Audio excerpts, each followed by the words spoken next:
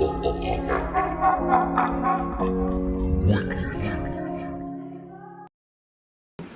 the climate adaptability, although the climate adaptability is true too. So you do have two aspects of history. You got climate adaptability, where some people got caught in the ice age, you see. And you got right now, you can go in certain caves and you will see albino bats based on being in darkness or whatever. So you got climate adaptability, which all the Diop and the Afrocentric people explain. Charles Spence. But we do have that. Now, as far as texts, the temple walls of City One, the Hermetic text, they also talk about gene splicing. So the Yakub thing, that's a mythology that they do to explain it when they talk about the grafting, but they do have evidence of that as far as what's called in the Hermetic text. In the book, in a text that never was translated into English in France called Abduction Extraordinaire, they talk about the European coming from certain ancient Egyptian texts. And so we got several texts, even texts, the Ashtra-Veda in India. And they talk about we have a group of people where we have these races, and they are all nourished by the sun. Except one group of people who hide from the sun and are affected by the sun. You see, so they go into this, so we got those particular texts, so it's a combination of both. But are they doing the same thing today when they make those calls? Yeah, well, now, yeah, cloning now is reality. Majority of the food we eat here is cloned. Majority. It's clone food. And the feed from the people. Yeah, and so all of that. So Yakub is mystical? Mythical. No, well, no. We did have some priests. It probably was in the period of Atlantis. Atlantis has two periods. It has a spiritual existence, semi-physical, then they have the physical existence. And they talk about gene splicing and stuff like that. Remember, technology, you go back in history, is very high and advanced, and then the technology falls. And so the people that come behind it think that they're on the cutting edge of technology. You just discovering things that was lost. Right. But like I said, the evidence on the temple walls of Seti One talk about the gene splicing and all that, and the Hermetic text talk about that. So we do have two aspects of history, but we also have climate adaptability and stuff. So it's a variation of the two. Maybe the gene splicing might have been a smaller part of it, but it does exist. But what about Mother Ninti and like Arishna Yao? Didn't they have a whole story on creating that other human being? Who? Mother Ninti and where's that coming? What tradition? I would think that's under the Sumerian text or the Anunima Elish. No, worst thing you can do. That Anunima Elish is thousands of years old, and when they was talking about that, the white man didn't exist on the planet. They were talking about creating humans. Right. The Anunima Elish and we were talking about creating humans. Now people get the text. And because we don't have a time out here, that's creation of the white man. I got a big argument about 5 years ago on the guy. I said, man, that text is the creation of humans with Tiamat. And all.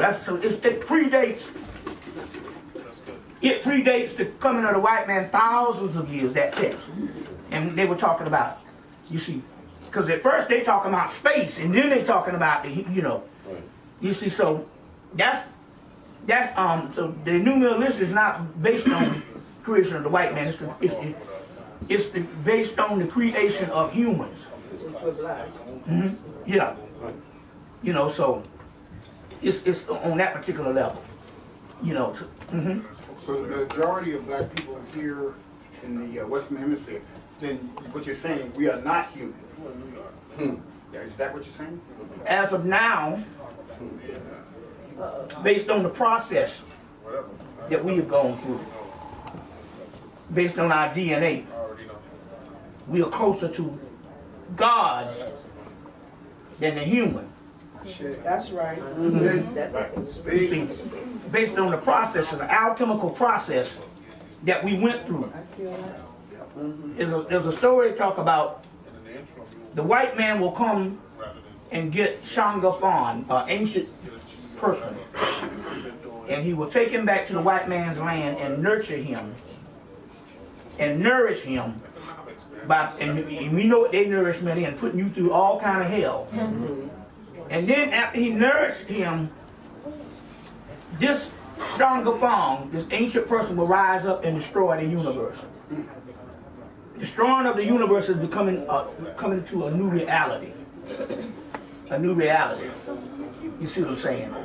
And so, based on our DNA, that's changing constantly. Changing constantly. And we're in the latter half of it. It could be days off. Based on that, we are more on the God level than we are on the human level. The human level was a cocoon.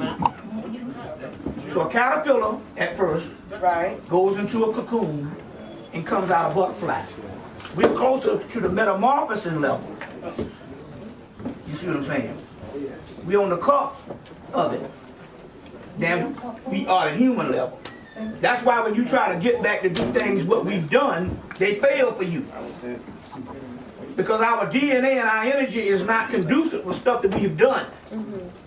If it was to get back to be resurrected in Africa, we wouldn't have had to fall in the first place. Exactly. You see. So what about a diet? What type of diet is This thing, ultimately, this thing he ain't even talking about no diet. This thing is based on your DNA. It's like this. You was eating lollipops and annihilators and Funyuns, pork and all that. When you woke up one morning, and about 11 years old, and you found out you had some pubic hair down there. Or you found out your beard started growing in.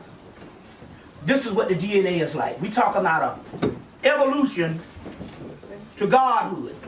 And it don't have nothing to do with what you eat or whatever kind of thing here. comes up? Yeah. Whatever. Let me tell you something. I got stuff happening to me on the spirit realm that's unbelievable. You see what I'm saying? But I had that damn lobster last night. But the juniors and it got two.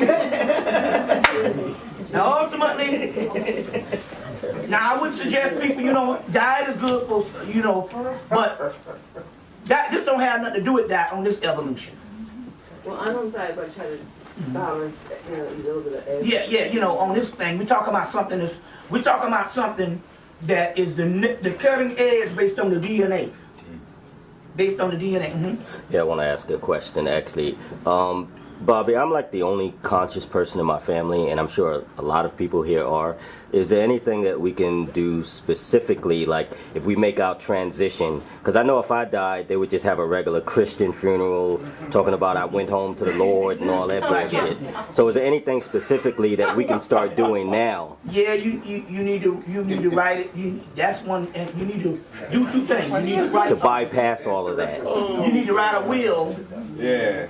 Specifying what you want to be done, or you need to get to an entrusted friend, Right. There you go. and have them to do a ceremony for you. And you don't have to have your body or anything. Just do a ceremony for you. Mm-hmm. And all, I already told my brother that I want a closed casket because both of my parents are deceased already. So I told my brother if anything happens to me, closed casket. Yeah. But yes, but even on the other hand, you still need to have somebody that's conscious to do a ceremony for you to go to the other side. And it's a nice when you can do it. It only takes a few minutes. You will document this. Only thing you have to do is stand in a room. Imagine that person beside you. You imagine a doorway in a dark room of light. Then you call on Anubis.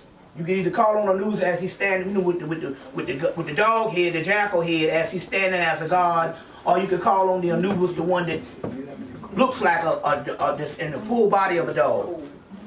And either way, so the one that you call on, if you want to call on the one